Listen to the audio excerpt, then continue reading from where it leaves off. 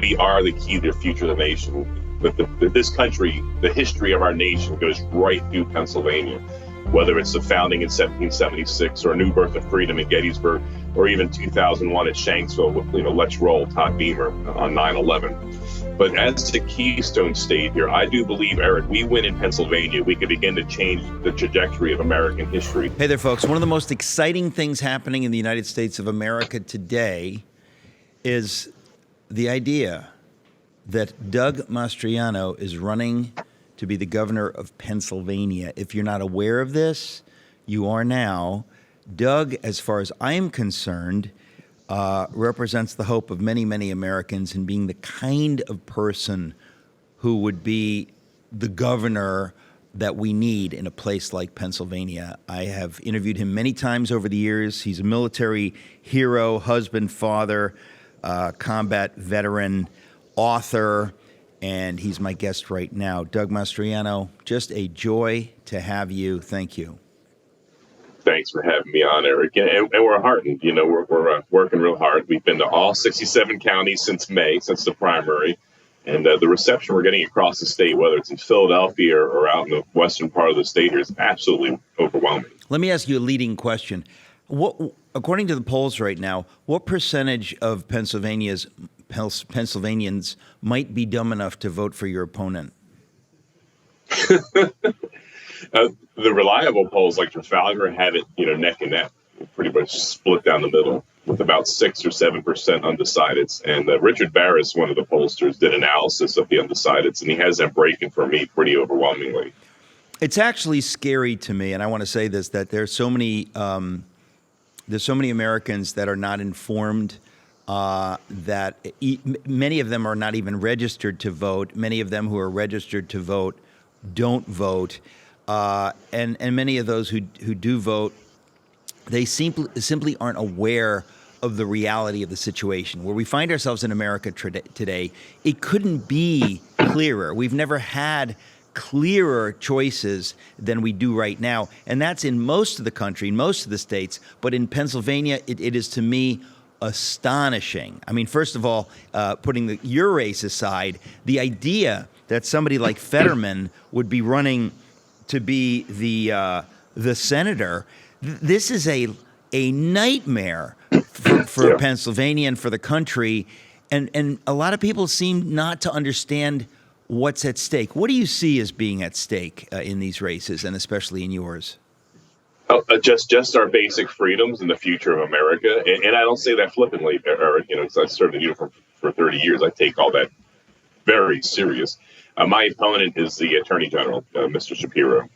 And on his watch, crime has gone up. He's a senior law enforcement official of the state for 6 years. And on his watch, crime has gone up 40%. Whoa. Hold on. 40%. Ladies and gentlemen, did you hear? This is not made up. This is a fact. 40%. Crime has gone up 40% under Shapiro. If you knew nothing else, if crime, as bad as it was, had stayed where it was, that's a reason to throw the bum out. It has increased by 40% under Shapiro. I mean, Doug Mastriano, you're not making this up. That's how bad it is, and you're telling me in the polls you guys are neck and neck. It's just astonishing to me. Yeah, John Adams said facts are stubborn things, and I live in the world of facts. You're a historian as well. You know how it works. On his watch, we have about 1,000 carjackings now in Philadelphia this year. 1,000 carjackings. This is more dangerous than Kabul, Afghanistan, when I was there with the Army. Wait a minute. Every time these things, people say these things, I gotta hit pause.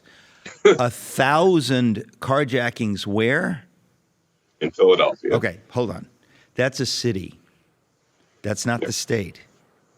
In Philadelphia, in this year, which is still quite young, you have had 1,000 carjackings in Philadelphia. So what does somebody like Shapiro do? Does he just hide and hope nobody notices? That's exactly what he's doing. So he's refused to debate me. And this is the playbook we're seeing in Arizona and in Michigan and in Maryland with Dan Cox. He's not being debated either. So Democrat playbook is to call your opponent names, The media will cover for you if you're a Democrat, and then don't go on a stage with your opponent where I can bring these facts out and call them out. So, the media, they need to do their jobs. Josh Shapiro has a record. He can't run on it, and they're helping to cover up for him. We're on track. We're on record here to pretty soon in Philadelphia to perhaps have a record number of homicides of 600, 400 right now. And we're projecting 600 homicides in the city where our nation was founded in 1 year alone. All right. So this is just, again, folks, you don't have to be any kind of an ideologue. You don't have to be a Republican. You have the idea that we're talking about record number of homicides in this year. Let's think about this, folks. This is amazing. Murders, carjackings. This is on his watch. And Doug Mastriano, that it's not just a coincidence. It's the policies that Shapiro and company have put in place that have led to the rise of violent crime. What could be clearer for every single person in Pennsylvania? This is not something like we're talking about taxes, or we're talking about violent crime. We're talking about 1,000 carjackings in the city of Philadelphia, and we're just in the beginning of October. It's incomprehensible to me that people would either stay home or even vote for your opponent. Yeah, everything's at stake. Josh Shapiro was on the side of the shutdown, and he was not content enough, Eric, to support Governor Wolf, our radical Democrat governor, in his policies, but he sued to keep kids in masks a year after this all happened. He sued to keep businesses shut down. And instead of doing his job, Eric, he actually sued the Little Sisters of the Poor over a religious issue. He took them to the Supreme Court over a religious issue. Instead of doing his job in fighting crime, he chased nuns. I mean, you can't make this stuff up. Only villains like in Marvel movies do this kind of thing. Well, again, to me, you may know I've written a book called Letter to the American Church.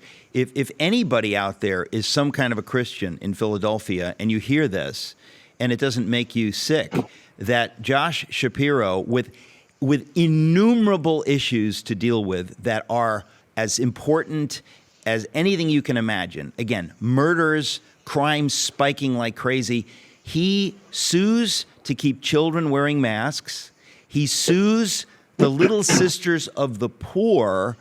These are his priorities, and there are many people that just say, I don't know if I'm going to get out and vote. I want to say, ladies and gentlemen, I'm begging you, take this seriously, because people are being murdered in record numbers. That sounds like something you'd make up, but we have the figures here.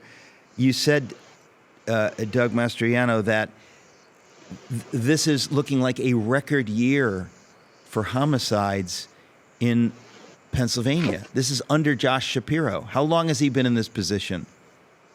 He's been our attorney general for 6 years. And on top of all this, Eric, of course, the Democrat playbook is don't debate your opponents, call them names, and then pretend you're a champion of women's rights. So we passed a bill out of the House and Senate and General Assembly in June to protect female athletes from being dominated by men, to defend females from male domination in their sports.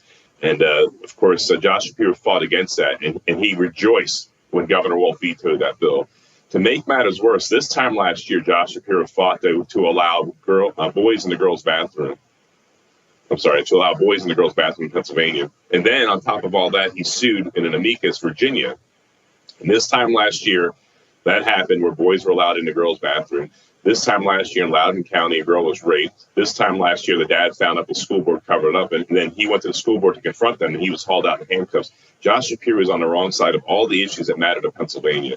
And so, the contrast is very stark. You have the continuation of radical, dangerous policies under Josh Shapiro, or a new birth of freedom. And I'm using those words cautiously. Those are from Abraham Lincoln's Gettysburg Address here. But we need a new birth of freedom. We need the power to return back into the hands of the people rather than a centralized approach in Harrisburg. Well, people like Josh Shapiro, I will say it, you can't, but he's a villain.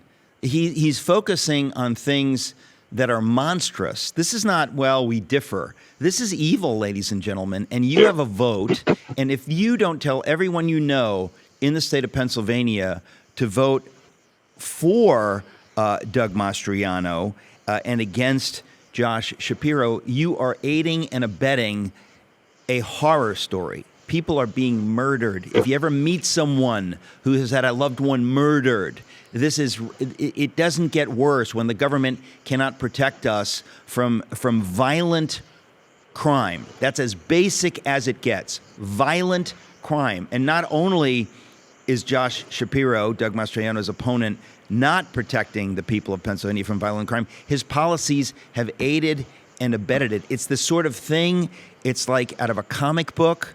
This is villainy. This is evil.